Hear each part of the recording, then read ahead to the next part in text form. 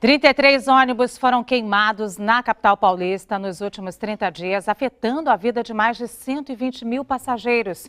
Em algumas regiões, as empresas retiraram os coletivos de circulação, o que provocou a reação do Ministério Público. 8 pessoas foram detidas ontem suspeitas de terem colocado fogo em ônibus na Zona Leste. Na terça-feira, outras 8 já tinham sido presas pelo mesmo motivo. Mesmo com as prisões, os incêndios em ônibus continuam. Ontem à noite, este coletivo foi incendiado na Zona Leste de São Paulo. Já são 33 casos neste ano, o que colocou a Secretaria de Segurança Pública em alerta.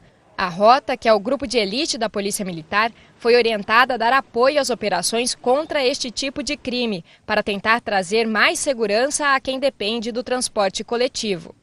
Aqui, nesta rua estreita do bairro São Miguel Paulista, o ônibus queimou muito próximo à casa dos moradores. Nesta aqui, por exemplo, nós vemos que o portão de ferro ficou completamente queimado. As chamas subiram pelas paredes e no lugar onde ficava a caixinha do correio foi por onde entrou o fogo. As concessionárias que operam nas regiões onde os ônibus foram queimados terão de informar ao Ministério Público quais linhas deixaram de funcionar. A SP Trans, empresa que administra o sistema de ônibus na capital paulista, também terá de se explicar.